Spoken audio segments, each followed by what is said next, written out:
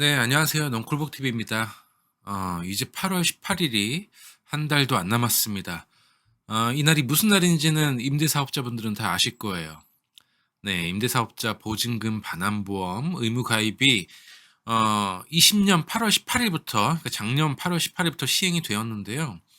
그 이전에 주택임대사업자 등록을 하셨던 분들은 1년의 유예를 거쳐서 올해 8월 18일부터 신규든 뭐 갱신이든 임대차 계약 시 의무 가입이 시작되는 날입니다. 뭐 어쨌든 보증보험 때문에 난리가 났습니다. 뭐 신문 기사로도 최근에 많이 이슈가 되고 있어요. 일단 5-6년 전만 해도 다주택자들이 주임사를 많이 등록하지 않았었는데 이후로 주임사 조건을 갖춘 사람들이 등록을 갖추기 시작합니다. 왜 그럼 사람들이 주임사를 등록하기 시작했느냐? 혜택이 있으니까, 나한테 좋은 거니까 등록을 했겠죠. 우선 임대 놓는 주택은 주택수 포함이 안 되니까 내가 살고 있는 거주주택에 대해서는 양도세, 비과세 혜택을 받을 수 있고, 임대주택에 대한 취득세, 재산세 감면, 종부세 면제 등을 받을 수 있기 때문이었습니다. 또 당시에는 뭐 지금은 규제가 많지만 담보 물건만 보고서 이제 대출을 해 줘서 한도도 되게 잘 나왔어요.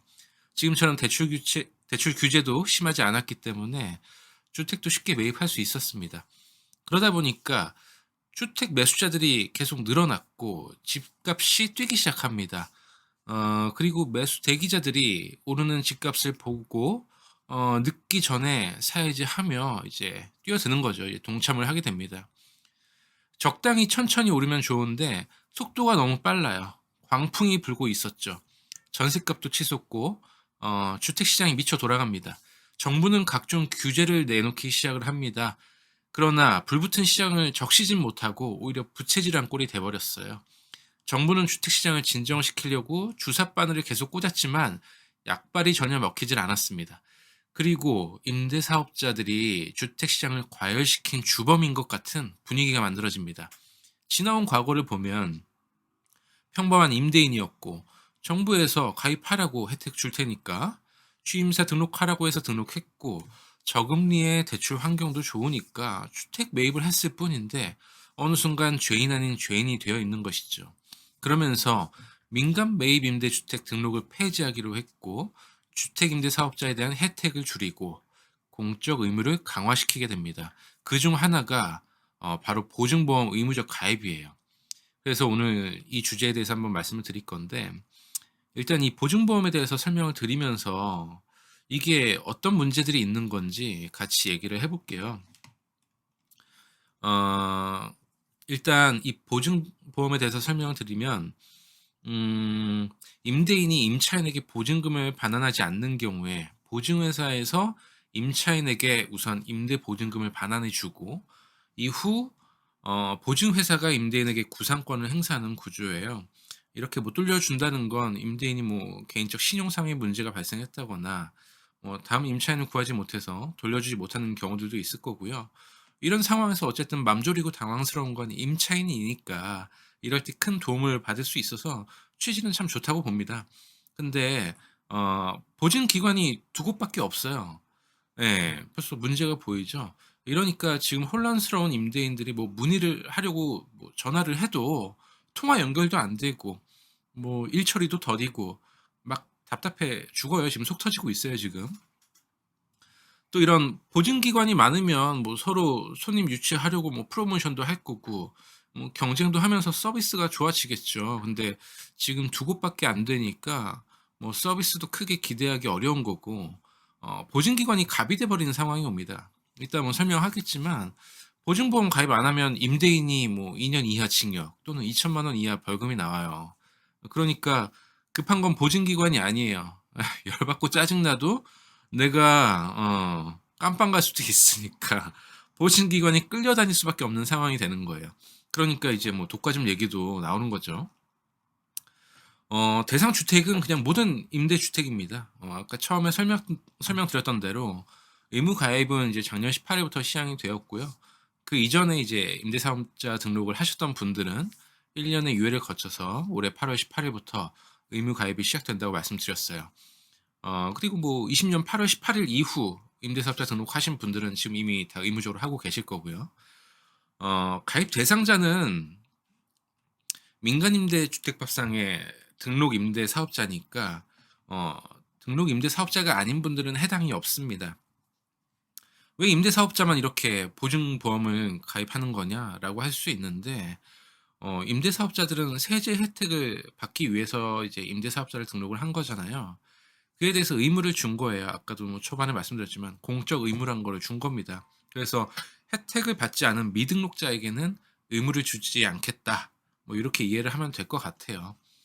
보증 수수료는 일단 임대 사업자가 다 납부를 하고 임차인한테 이제 25% 받아라. 그러니까 임대인 75%, 임차인 25%입니다. 뭐 전에는 임차인이 불안하면 임차인이 다 비용 들여서 했는데 이젠 그 부담이 임대인에게 크게 돌아갔다. 근데 임차인은 이게 좋은 상황이 아니에요.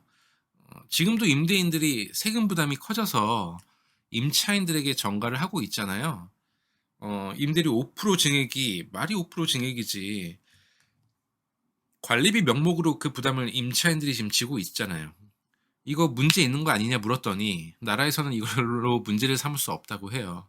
근데 저 보증료를 그동안 임대인들이 내지도 않던 걸 내라고 하니까 이걸 임대인들이 쉽게 부담을 주겠냐 이 말이에요. 또 이게 임차인에게 부담이 전가되는 상황이 발생될 거라는 거죠. 보증 대상 금액은 보증금 전액을 원칙으로 합니다. 다만 아래 박스에 있는 이 세 가지 요건, 그러니까 근저당권이 세대별 분리, 보증금보다 선순위인 제한 물건과 압류, 가압류, 가처분 해소한 경우, 전세권이 설정된 경우 이 세 가지를 모두 충족하는 경우 일부 금액을 보증 대상 금액으로 하되 대상 금액이 0 이하인 경우 가입하지 않아도 됨 이렇게 써 있어요. 이걸 풀어서 설명을 하자면 일단 세 가지 요건을 모두 충족하면 근저당권 플러스 보증금에서 주택가격의 60%를 빼준 금액을 대상으로 한다는 건데 여기서 주택가격은요. 뒤에서 설명드리겠지만 감정평가 금액 또는 공시가격의 적용 비율을 곱한 금액 중 하나예요. 어쨌든 근저당 플러스 보증금 합계해서 주택가격의 60%를 넘어가는 금액에 대해서만 보증을 해준다는 거예요. 그만큼 리스크가 적은 물건이라는 뜻이고 보증금 전액을 보증 들려고 하면 비용 부담이 커지잖아요. 그러니까 주택가격 60%를 초과하는 부분에 대해서만 보증을 해주면 보증 대상 금액이 적어지니까 그만큼 임대인, 임차인이 부담하는 비율이 줄어들 수 있는 거예요. 원칙은 전액이지만 전체를 다 하면 부담이 되잖아요. 그러니까는 그 60% 초과하는 부분에 대해서만 보증도 가입이 가능하다. 그런 얘기입니다. 또 대상 금액이 0 이하인 경우 가입하지 않아도 된다는 말은 계산으로 예를 들어 볼게요. 자, 우선 공식이 이렇게 빨간 박스에 적어 놨어요. 여기서 적용 비율은 뒤에서 설명해요. 이게 공동주택과 단독주택 그리고 공시 가격에 따라서 비율이 달라져요. 뒤에서 참고하시면 되고 우선 저 공식에 이렇게 대입을 해볼게요. 우선 아파트고 근저당 설정 잡힌 거 없고 보증금은 5억 5천입니다. 공시가격 8억에 적용 비율은 공동주택이고 9억 이하라서 130% 적용해서 주택가격은 10억 4천만 원이고 여기다 60%를 곱해보니까 6억 2,400만 원이 나옵니다. 5억 5천에서 6억 2,400만 원 빼니까 마이너스 7,400. 0보다 작죠. 마이너스니까. 이건 리스크가 없다고 판단해서 보증보험 가입 안 해도 된다는 거예요. 이것이 대상 금액이 0 이하인 경우 가입하지 않아도 된다는 말의 의미입니다. 그리고 저기서 60%를 곱한 이유는 60%까지는 리스크가 없다는 의미예요. 리스크가 없는 금액보다 작은 거니까 보험 가입 안 해도 된다. 그런 뜻입니다. 자, 다음. 보증 요건이 세 가지가 있어요. 이걸 다 충족해야 됩니다. 뭐냐면 해당 임대주택의 압류, 가압류, 가처분 등을 말소해야 되고 선순위 채권이 있는 경우 주택가격 대비 선순위 채권 비율이 60% 이내여야 합니다. 그리고 부채 비율이 주택가격보다 낮아야 해요. 자, 그런데 주택가격을 산정할 때 두 가지 기준이 있어요. 감정평가액하고 주택 공시가격에 국토부 장관이 정하는 고시하는 비율을 곱해서 산정한 가격인데 감정평가액을 알려면 간평사한테 비용을 지불을 해야 간평사가 보수를 받고 감정 평가를 해줄 거 아니에요. 그러니까 돈이 든다는 거죠. 그리고 국장이 고시한 비율을 곱한 금액인데 이걸 왜 곱하냐면 일반적인 공시가격은 실제 거래되는 매매가나 시세보다 한참 낮아요. 그러니까 저 낮은 공시가격을 현실화시키겠다는 거고 저 정도 비율을 곱해야 우리가 인정할 수 있는 수준의 가격이 된다 이겁니다. 아래 연립주택 예시를 보시면 공시가격이 3억이라는 거는 실제 4억 언저리의 시세가 형성되어 있다는 거예요. 그래서 둘 중에 하나를 선택해서 하면 되는데 아니 보증보험 드는 것도 짜증나 죽겠는데 누가 저거 돈까지 들어가면서 하겠어요. 거의 안 하려고 하겠죠. 자 그럼 계산을 해 보죠.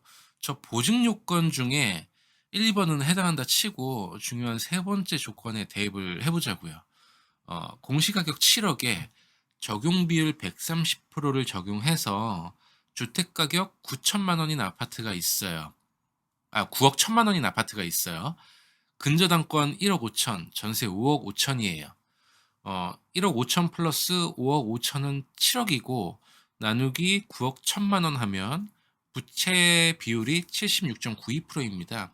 100% 안에 들어오니까 가입이 되죠. 다른 조건 동일하고 근저당권 4억으로 늘려보죠. 4억 플러스 5억 5천은 9억 5천 나누기 9억 1천만 원 하면 부채 비율이 104.39%가 됩니다. 부채 비율이 4.39%가 오버가 되어서 보증보험 가입이 안 되네요. 자, 그럼 내가 보증보험 가입을 이게 오버가 돼서 거절을 당했어요. 근데 보증보험 어떻게든 가입을 해야 하잖아요. 안 될 수는 없잖아요. 보험 안 되면 나 징역 살 수도 있는데 나 범법자 되는 건데 그러니까 어떻게든 가입을 해야 돼. 그러면 해결 방법을 찾아야 될 거 아니겠습니까? 해결 방법으로는 뭐 대출을 갚든지 전세 금액을 낮춰서 뭐 반전세나 월세로 돌리든지 또는 감정평가 금액을 많이 받는 거예요. 이거는 비용이 발생되지만 감정평가는 감정평가사가 분석해서 결정하는 거라서 주관적이라는 거예요. 그래서 정말 근소한 차이가 날 경우에는 뭐 감정평가 금액을 조금 높게 잡아서 부채비율을 낮출 수도 있겠죠. 참 어렵죠? 이래서 임대인들도 지금 머리가 아픈 거예요. 자, 다음. 보증기간은 1년밖에 안 됩니다. 그래서 매년 갱신을 해야 돼요. 내가 임차인하고 2년 계약을 했어도 이 집에 대한 보증은 1년밖에 안 돼서 총 2번을 해야 되는 거예요. 자, 근데 여기 보세요. 보증료율을 보면 법인과 이제 개인으로 나눠져 있고 요율이 다릅니다. 근데 이 요율이 임대인의 신용도에 따라서 달라져요. 개인 신용도 6단계 그리고 부채 비율에 따라 뭐 좌측에서 뭐 8배 이상 차이가 나고 있는 걸로 보이네요. 그리고 오른쪽 표는 허그에 있는 표인데 4배 이상의 차이가 납니다. 그리고 단독주택, 다가구 주택은 위 요율의 30%가 할증이 됩니다. 그리고 맨 아래 신용평가 점수가 710 미만이면 C06 기준 보증료율의 100%를 할증한다고 돼 있어요. 그러니까 이젠 임대인의 신용도도 좋아야 보증보험도 싸게 가입을 할 수 있는 거고 임차인은 신용도 떨어지는 주인 만나면 시작부터가 뭔가 기분이 좋지 않겠죠. 뭔가 찝찝할 수도 있어요. 그리고 내가 임대인이라고 해보죠. 저 신용도가 어느 정도 임차인에게 노출되는 거잖아요. 기분 좋겠어요? 언젠가는 집을 소개할 때 임대인의 신용도를 같이 소개할 날이 올 수도 있을 것 같아요. 보증보험의 신청 시기는 신규 계약의 경우 계약서상 잔금 지급일과 전입신고일 중 늦은 날로부터 전세 계약 기간의 2분의 1이 경과하기 전에 신청해야 되고 갱신계약은 계약 만기일 이전 1개월 이내부터 갱신 후 전세 계약 기간의 2분의 1이 경과하기 전까지 신청을 합니다. 보증보험을 가입하지 않으면 어떻게 되나요? 현재 2년 이하의 징역 또는 2천만 원 이하의 벌금입니다. 진짜 가혹하죠.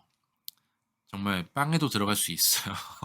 이래서 임대인을 범법자로 만든다는 얘기가 나오는 거고 너무 과하다는 의견들이 많아서 형사처벌은 하지 말고 대신에 벌금을 최대 3,000으로 올리자는 얘기가 나오고 있습니다. 아마 이렇게 좀 개정이 되지 않을까 생각돼요. 내용을 싹 보니까 정말 뭐 문제가 한둘이 아니죠. 정말 이 법이 현실에 맞게 만들어진 건지 아쉬움이 많이 남아요. 법을 만든 취지와 너무 다른 분위기로 지금 돌아가고 있거든요. 근데 이 보증보험만 그런 것도 아니잖아요, 사실. 그동안 누더기법으로 인해서 이미 시장이 많이 어지러운 상황인데 더 어지러워지는 거죠. 너무 성급하게 법을 만들어낸 것들의 부작용을 지금 우리가 다 감당하고 있는 거예요. 그나마 뭐 최근에는 뭐 새로운 규제를 전처럼 빠르게 내놓고 있지는 않은 모습이에요. 좀 신중해진 거겠죠. 음. 오늘 내용 길었는데 오늘 내용이 좀 많이 도움이 되셨길 바라겠습니다. 오늘 내용 유익하셨다면 구독과 좋아요, 알림 설정 꼭 해 주시고요. 다음 내용도 기대 많이 해 주세요. 감사합니다.